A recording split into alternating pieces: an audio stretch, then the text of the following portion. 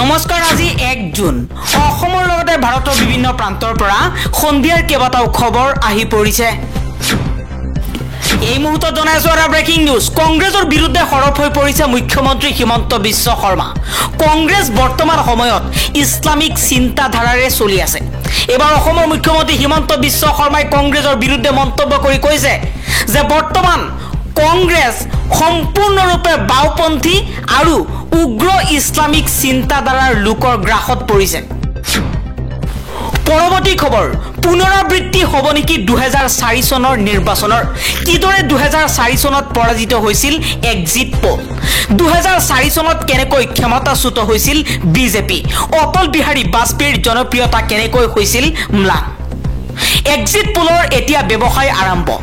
বিভিন্ন সংবাদ মাধ্যমে এতিয়া আৰম্ভ কৰিছে এক্সিট পোলৰ ব্যৱসায় 2004 চনত এক্সিট পোলসমূহ হাৰিছিল আৰু জিকিছিল কংগ্ৰেছ এক্সিট পোলে 2004 চনত কৈছিল যে বিজেপি 100% জিকিব কিন্তু 2004 চনত এক্সিট পোলসমূহৰ সকলো কথাই মিছা প্ৰমাণিত হৈছিল আৰু বিজেপি পৰাস্ত হৈছিল দেশৰ গাদী দখল কৰিছিল কংগ্ৰেছে আন এটা খবৰ অসমত বানৰ কবলত পৰি হাজাৰ হাজাৰ মানুহ ককবকাই আছে আৰু অসমৰ মুখ্যমন্ত্ৰী হিমন্ত বিশ্ব শৰ্মা ব্যস্ত ছিংগাপুৰত অসমৰ জনতা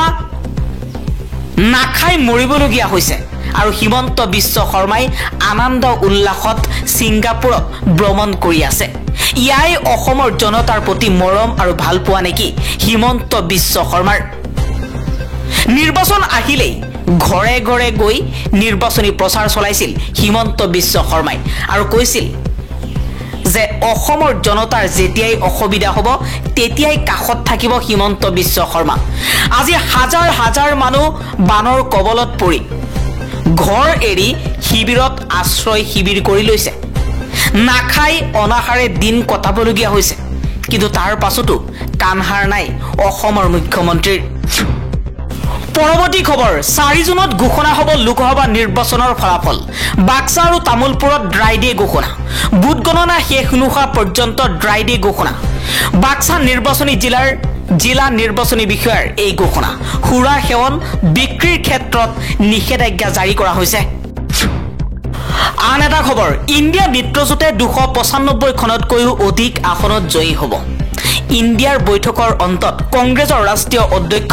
মল্লিকাৰ্জুন খাৰ্গেৰ এই মন্তব্য আন এটা খবৰ বানপানীত বিপৰ্যস্ত হৈ পৰিছে অসম প্ৰথমটো বানত 8জনকৈ লোকৰ মৃত্যু হোৱাৰ লগতে 11খন জিলাত 3,49,000 লোক আক্ৰান্ত হৈছে বৰ্তমান জলপ্লাৱনৰ ফলত ব্যাপক দুৰ্দশাৰ সৃষ্টি হৈছে গাঁওসমূহ ডুব গৈছে আৰু দৈনন্দিন জীৱন যাত্ৰাত ব্যাঘাত জন্মাইছে কাছাৰ জিলাই এই দুৰ্যোগৰ অধিক বুজা বহন কৰিছে প্ৰায় 12 লাখ লোক ক্ষতিগ্ৰস্ত হৈছে কাছাৰত আন গুৰুতৰভাৱে ক্ষতিগ্ৰস্ত অঞ্চলসমূহৰ ভিতৰত নগাঁও হুজাই আৰু য'ত লাখ লাখ লোকে বাঢ়নি পানীৰ সৈতে মোকাবিলা কৰিবলৈ সংগ্ৰাম কৰি আছে সংকট দূৰ কৰাৰ বাবে অসম চৰকাৰে বিভিন্ন ব্যৱস্থা আৰম্ভ কৰিছে স্থানচ্যুত লোকক অত্যাৱশ্যকীয় সামগ্ৰী যোগান ধৰিবলৈ কৰ্তৃপক্ষই 148টা সাহায্য শিবিৰ আৰু 39টা বিতৰণ কেন্দ্ৰ স্থাপন কৰিছে পৰৱৰ্তী খবৰ ৰাছিয়াৰ লগত হাত মিলাইছে আমেৰিকাৰ প্ৰাক্তন ৰাষ্ট্ৰপতি ডোনাল্ড ট্ৰাম্পে আমেৰিকাৰ ৰাষ্ট্ৰপতি ডোনাল্ড ট্ৰাম্পে সাক্ষাৎ কৰিছে ৰাছিয়াৰ ৰাষ্ট্ৰপতি ভ্লাদিমিৰ পুটিনৰ সৈতে আমেৰিকাত ৰাজনৈতিক প্ৰতিপক্ষক নিৰ্মূলৰ চেষ্টা চলিছে ডোনাল্ড ট্ৰাম্পৰ ৰায়ক লৈ ৰাছিয়াৰ প্ৰতিক্ৰিয়া নিউয়ৰ্কৰ মানহাটান আদালতৰ জুৰি বোৰ্ডে বৃহস্পতিবাৰে আমেৰিকাৰ প্ৰাক্তন ৰাষ্ট্ৰপতি ডোনাল্ড ট্ৰাম্পক অপৰাধমূলক অভিযোগত দোষী সাব্যস্ত কৰিছে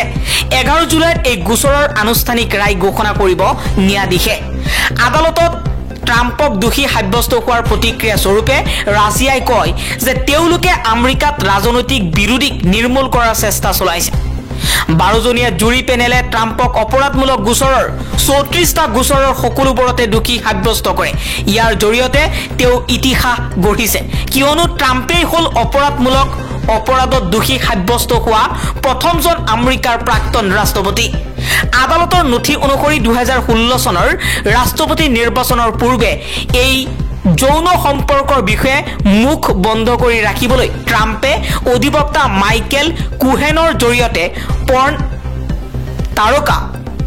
ষ্টৰ্মি ডেনিয়েলক $1,30,000 উৎকোচ দিছিল কিন্তু ব্যৱসায়িক নথি জালিয়াতি কৰি এই উৎকোচৰ তথ্য লুকুৱাই ৰাখিছিল এই অভিযোগত ট্ৰাম্পৰ বিৰুদ্ধে অপৰাধমূলক গোচৰ ৰুজু কৰা হৈছিল এতিয়া আদালতত ট্ৰাম্পক দোষী সাব্যস্ত হোৱাৰ লগে লগে আন্তঃৰাষ্ট্ৰীয় মহলে প্ৰতিক্ৰিয়া প্ৰকাশ কৰিছে এই সম্পৰ্কত ৰাছিয়াৰ ক্ৰেমলিনৰ মুখপাত্ৰ দিমিত্ৰী পেস্কোৱে কয় যে যদি আমি ট্ৰাম্পৰ কথা কওঁ তেন্তে স্পষ্ট যে আমেৰিকাত ৰাজনৈতিক বিৰোধীক বৈধ আৰু অবৈধ যিকোনো প্ৰকাৰে নিৰ্মূল কৰাৰ চেষ্টা চলি আছে আৰু যিকোনো মুহূৰ্তত আমেৰিকাৰ প্ৰাক্তন ৰাষ্ট্ৰপতি ডোনাল্ড ট্ৰাম্পক গ্ৰেপ্তাৰ কৰিব পাৰে এই মুহূৰ্তত জনাইছো এটা ব্ৰেকিং নিউজ অসমত এইবাৰৰ বানপানীত এতিয়ালৈকে 8জনকৈ লোকৰ মৃত্যু হৈছে যোৱা 10 বছৰত অসম বানমুক্ত কৰিম বুলি বিজেপি চৰকাৰে কিমান প্ৰতিশ্ৰুতি দিলে তাৰ কোনো সীমা সংখ্যা নাই কাম একো হোৱা নাই কেৱল মথাউৰি নিৰ্মাণৰ নামত কমিছন আৰু কমিছন 2 বছৰ আগৰ বান সাহায্য চৰকাৰে এতিয়ালৈকে দিব পৰা নাই হিমন্ত বিশ্বৰ 1 নম্বৰ অসমৰ নমুনা ইয়া পৰৱৰ্তী খবৰ দুৰ্নীতিগ্ৰস্ত নেতাৰ ঠাই বিজেপি নৰেন্দ্ৰ মোদীয়ে বেটি বাঁচাও বেটি পঢ়াও স্লোগান দি থাকিল কিন্তু প্ৰজ্জ্বল ৰেৱান্নাৰ ক্ষেত্ৰত নিজৰ মৌনতা ভংগ নকৰিলে কৰ্ণাটকৰ মুখ্যমন্ত্ৰী সিদ্ধাৰামাইয়াই প্ৰধানমন্ত্ৰী মোদীলৈ এখন পত্ৰ লিখি দেশ এৰি পলায়ন কৰা প্ৰজ্জ্বল ৰেৱান্নাক ঘূৰাই আনিবলৈ অনুৰোধ জনাইছিল কিন্তু মুখ্যমন্ত্ৰীৰ চিঠিৰ প্ৰতি সঁহাৰি নিদিলে প্ৰধানমন্ত্ৰী মোদীয়ে ইয়াৰ পৰাই বুজা যায় যে নাৰী নিৰ্যাতনকাৰী প্ৰজ্জ্বল ৰেৱান্নাৰ গোচৰ সন্দৰ্ভত প্ৰধানমন্ত্ৰী মোদীয়ে কিমান গুৰুত্ব দিছিল কেৱল মাত্ৰ মুখতহে বেটি বাঁচাও বেটি পঢ়াও স্লোগান আন এটা খবৰ অসমত বৰষুণৰ বাবে মন ঠাই এতিয়া প্লাবিত হৈ পৰিছে বৰষুণৰ পিছতে বৃদ্ধি পাইছে তাপমাত্ৰা প্ৰচণ্ড গৰমৰ বাবে 24 ঘণ্টাত 55 জনকৈ লোকৰ মৃত্যু হৈছে কেইবাখনো ৰাজ্যত 50 ডিগ্ৰীতকৈ অধিক হৈছে তাপমাত্ৰা দিল্লীত 52.9 ডিগ্ৰী সেলসিয়াছ হৈছে তাপমাত্ৰা ৰাজস্থান হাৰিয়ানা পাঞ্জাব বিহাৰ উত্তৰ প্ৰদেশ উৰিষ্যা মধ্যপ্ৰদেশ মহাৰাষ্ট্ৰতো এতিয়া ভয়ংকৰ পৰিস্থিতিৰ সৃষ্টি হৈছে তাপমাত্ৰাৰ বাবে পৰৱৰ্তী খবৰ এইবাৰ প্ৰধানমন্ত্ৰী নৰেন্দ্ৰ মোদী আৰু বিজেপিৰ বিৰুদ্ধে সৰব হৈ পৰিছে লালু প্ৰসাদ যাদৱৰ কন্যা ৰোহিণী আচাৰ্যই কৈছে যে আজি মই মণিপুৰৰ মহিলাক ৰাজহুৱাকৈ অপমান কৰাৰ বিৰুদ্ধে ভোটদান কৰিছো মোৰ ভোট মণিপুৰক লৈ মৌনতা অৱলম্বন কৰা সকলৰ বিৰুদ্ধে মোৰ ভোট মণিপুৰৰ কাৰণে আজি দেশত অন্তিম পৰ্যায়ৰ ভোট গ্ৰহণ চলি আছে আৰু তেনে সময়তে লালু প্ৰসাদ যাদৱৰ কন্যাই এই মন্তব্য কৰিছে